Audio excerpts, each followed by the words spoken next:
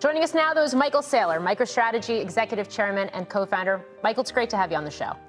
Yeah, thanks for having me, Morgan. I do want to start right there with the regulatory landscape.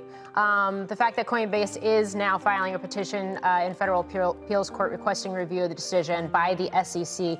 Is this the type of situation that could impact Bitcoin or impact the type of work you're doing at MicroStrategy?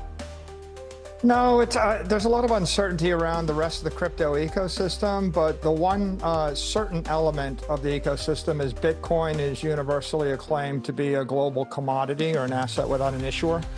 So the one thing we can count on is Bitcoin goes forward in the year 2024, and a strategy built around Bitcoin is generally a pretty safe one for institutions.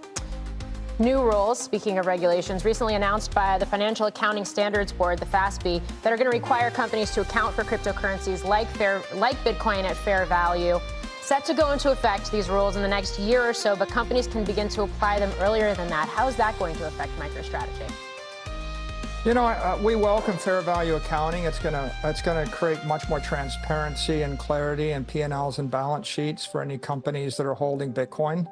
I think the real significance is that there are companies like Berkshire Hathaway and Apple Computer that have $100 billion plus in cash. And right now they have to invest it in treasuries and sovereign debt.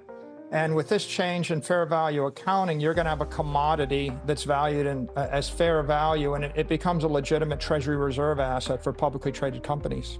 Yeah, and we've had that conversation before on the potential for more adoption, although I suspect Berkshire Hathaway is probably not going to be on that list of companies looking to adopt based on commentary there.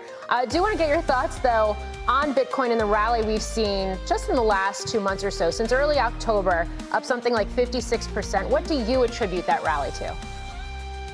You know, we're going through a digital transformation of everything. Apple represents a digital transformation of telephones and cameras, and Google's the transformation of books and libraries.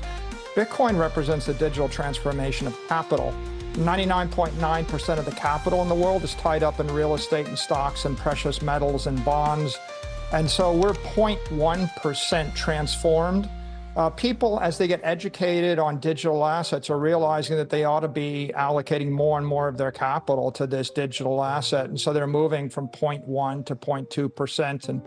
And I think that's really driving the trend. I've said before, if Bitcoin's not going to zero, it's going to 1 million. The real question is it legitimate asset?